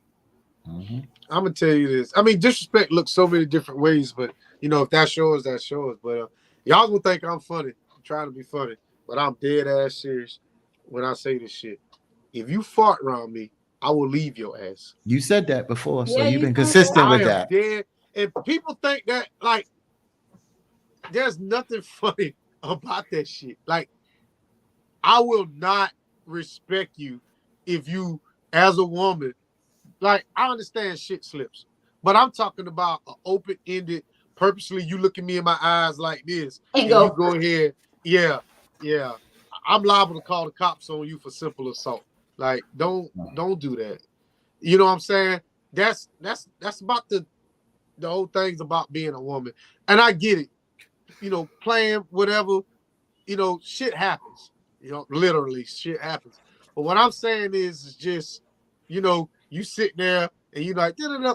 Man, I'm like, come on, man. Like, I'm not there yet in my life.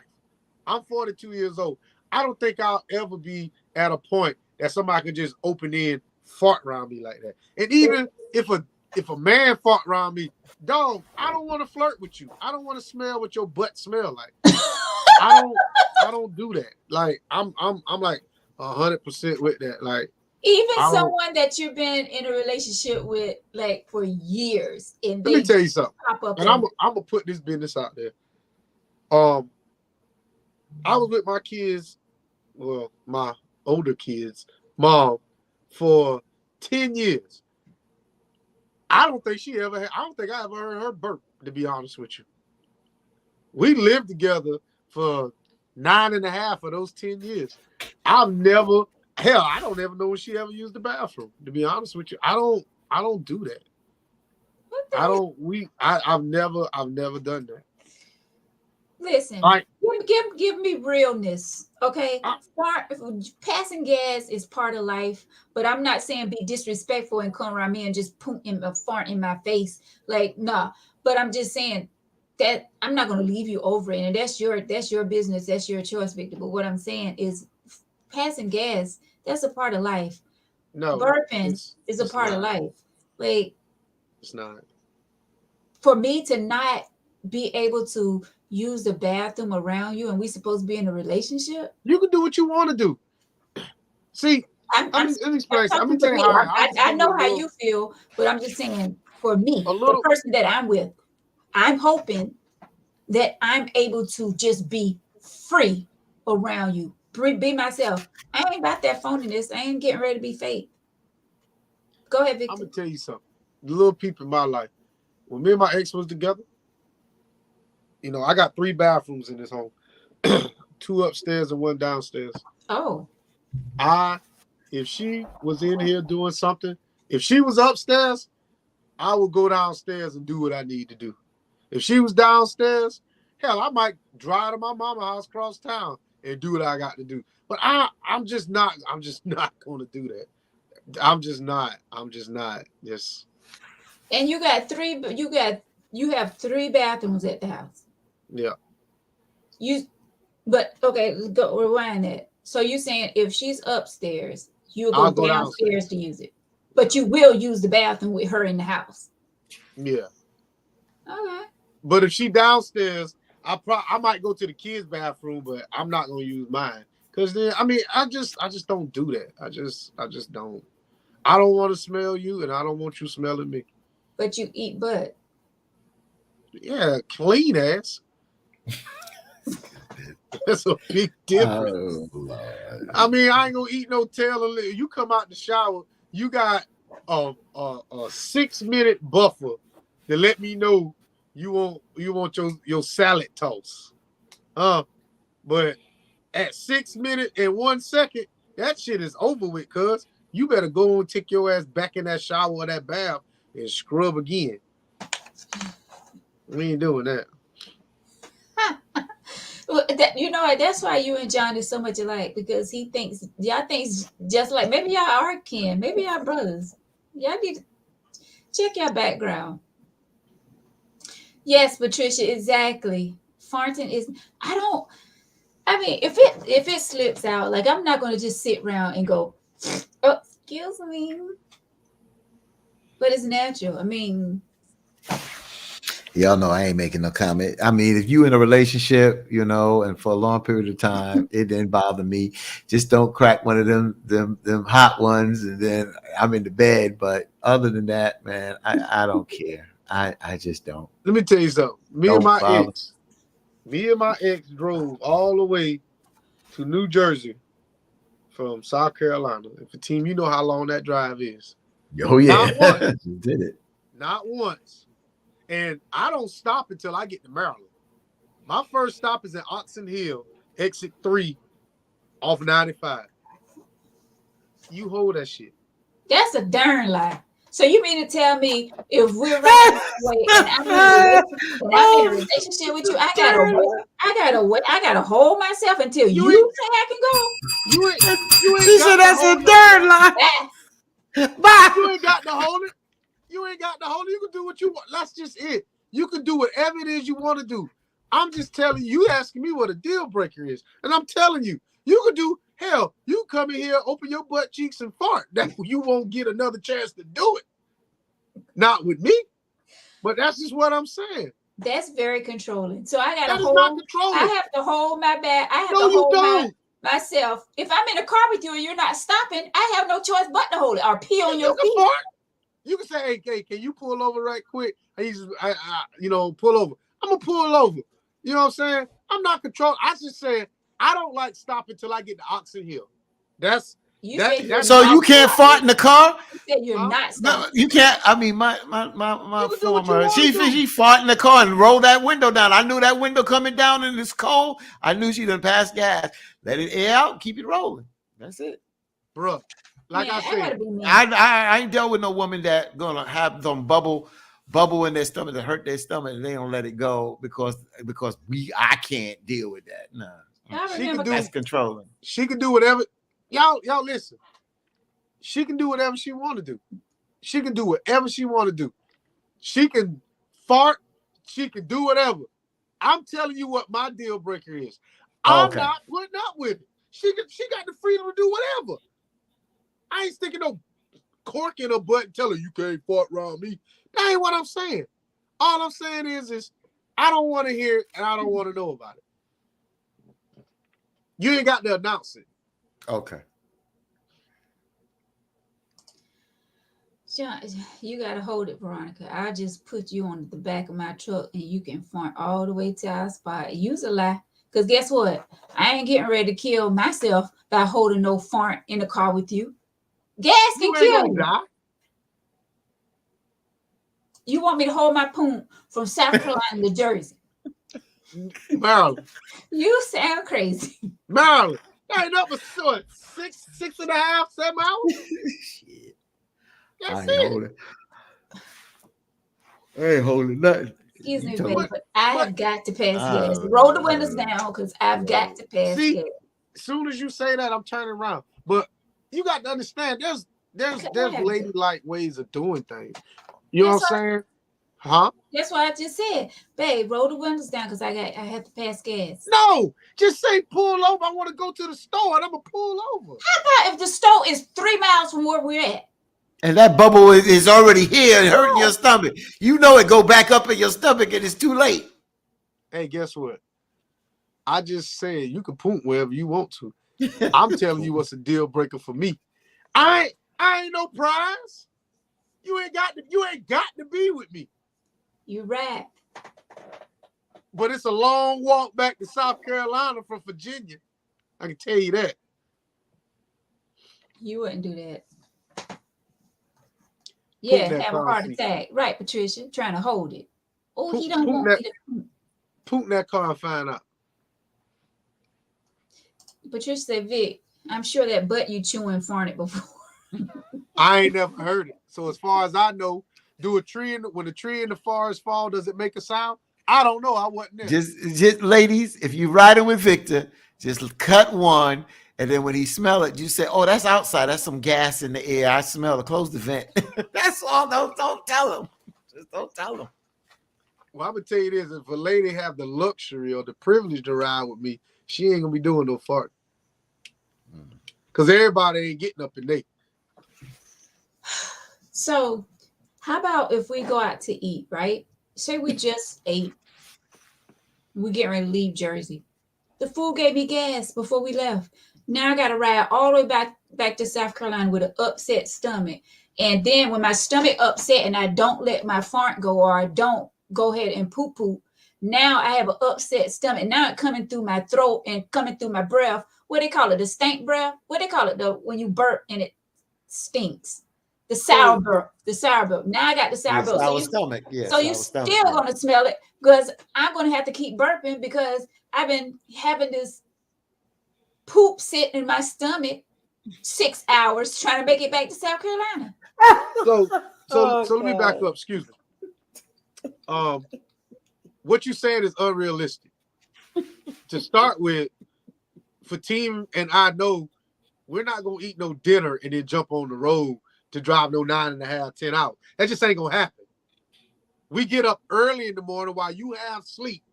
Because us men getting on the road 2, 3, 4 o'clock in the morning to beat traffic. So I don't know where we eating some dinner at. And if you think I'm getting on the road after I just ate, you must be trying to die. It don't hit you as soon as you eat. What I'm saying is that I'm not trying to fall asleep behind the wheel. See, what you saying don't even make sense. Yes, it does. We don't do that when we get on the road. Sometimes your poop don't hit you until 2 or 3 hours later. Regardless of what you're saying, we're not eating a meal before we get on the road. That's you. You know what? That's exact. I ain't even gonna say nothing. I'm gonna let that go. Victor, Patine, have you ever got on the road 2 or 3 hours later after you ate? Be honest. After I ate. And drove to New York. I mean, I ate, I drove to New York. I mean, I Don't ate. lie. I ate at 7, 8, 9, 10. 3 hours later, I've got on the road. 3 hours later. And that's when... Who's in the car with you, Fatim?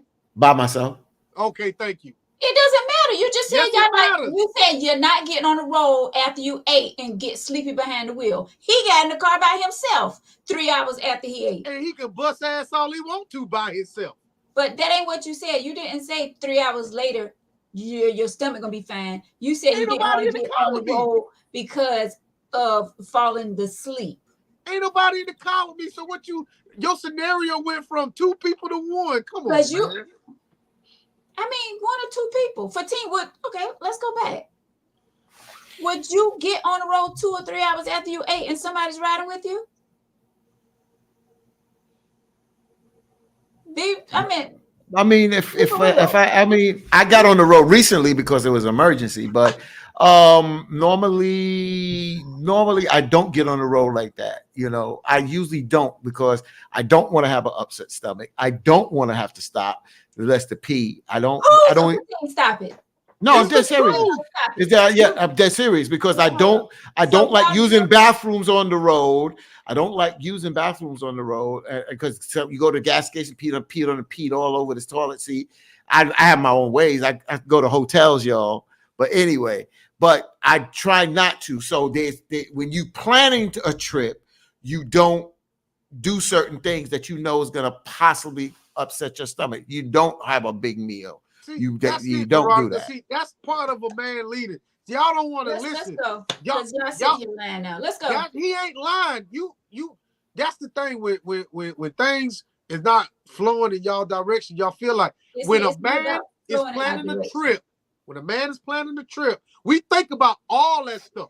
We think about where we gonna stop at, which route we taking, what time we gonna get there. Are we traveling at night? Are we traveling today? When is our rest there? We think about all that shit.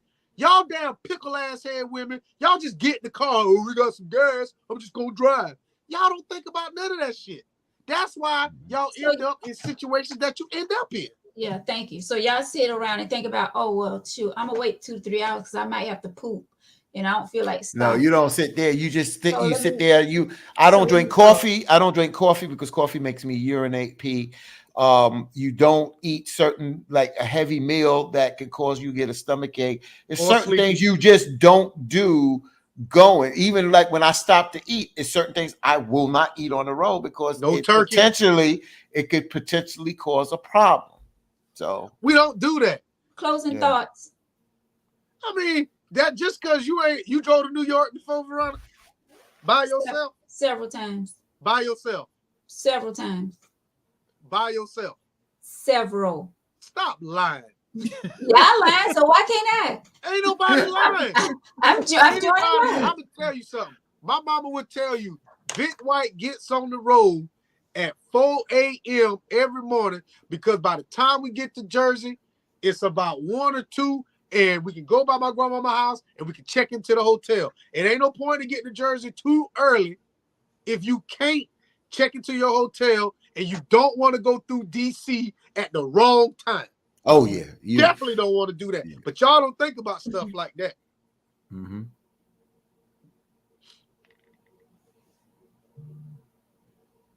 Yeah, I swear y'all know us.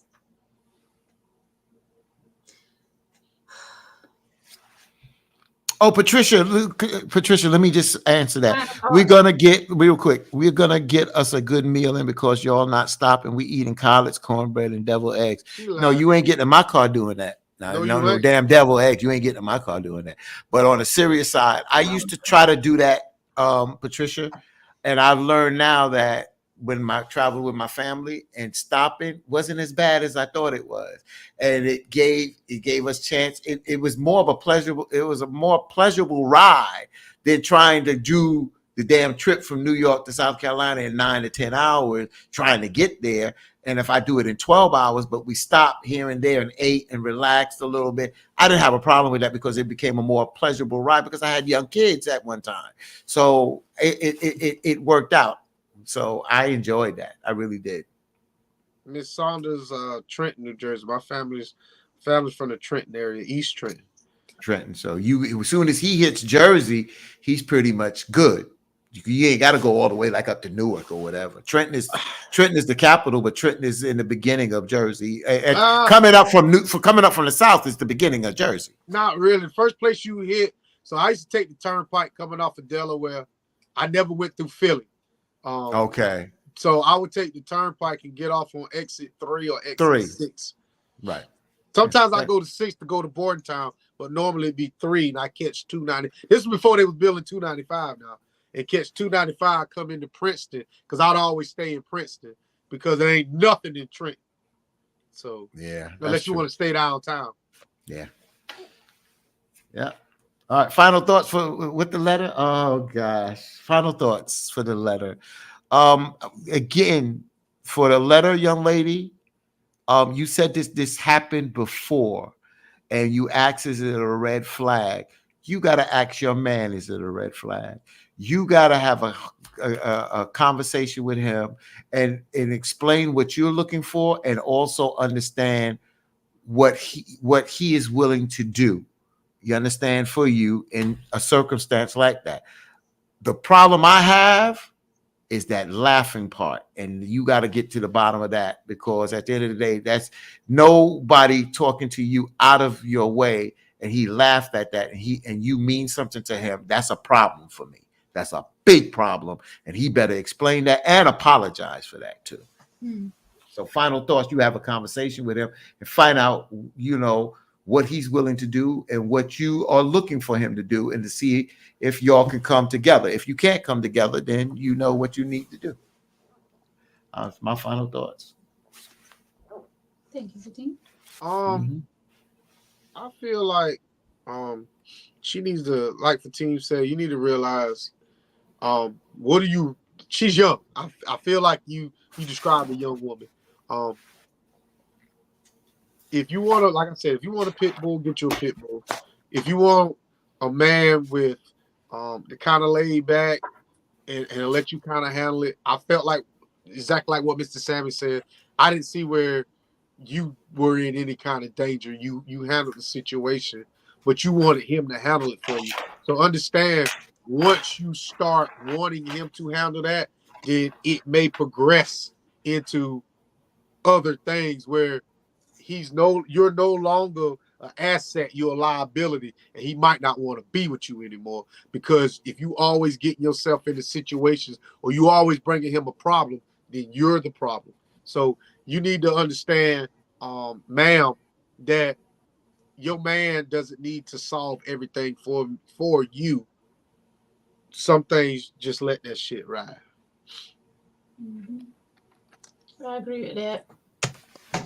Because sometimes we do put a lot on a man, and that's just like I said before. If some situations we can handle on our own, handle it on our own, and don't put that man in that position to where something bad could happen, where he can end up in jail or end up dead for that. Because people are crazy these days, and they'll pull out a gun, a knife, or whatever real quick, um, just for something that you may have thought was just a simple fix, and it could lead to something more serious. So we have to be real mindful of that. We have to be mindful of the attention that we give people. You know, like I said at the beginning, you could have kept walking. You didn't even have to smile at this man. You know, if you didn't, want to give him an attention, you could have just kept looking straight and didn't pay him any mind. I do it a lot. Keep focused, stay straight to where you're going, and don't even give them no kind of eye contact.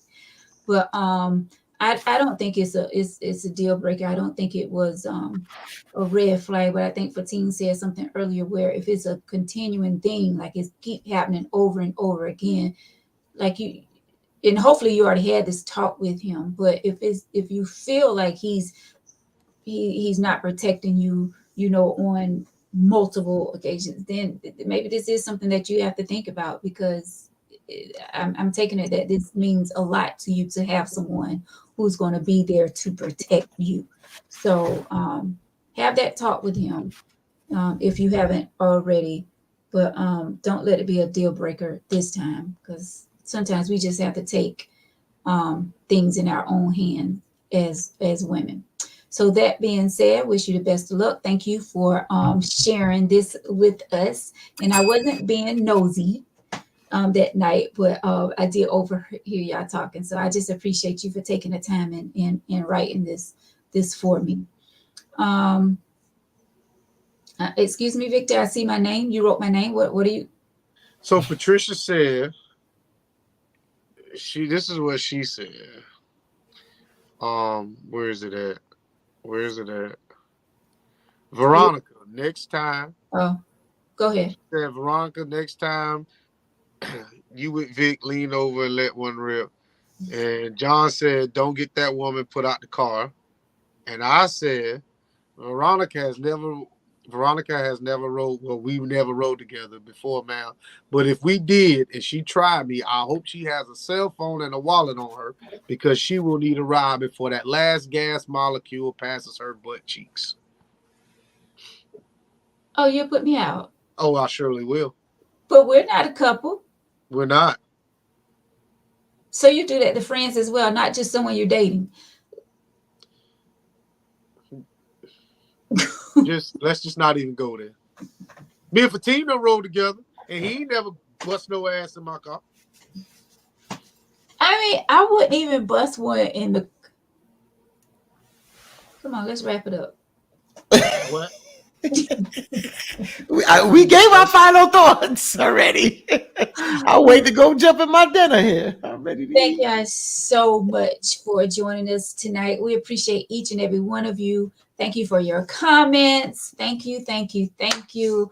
We are so happy to have the team back with us tonight.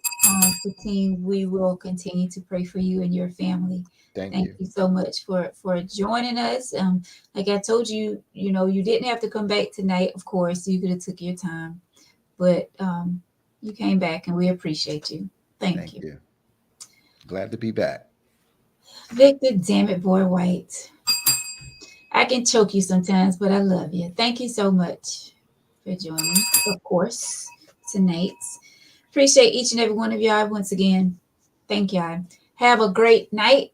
Enjoy the rest of your week. Have a great weekend.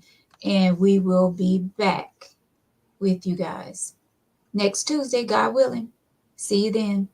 Buenas noches.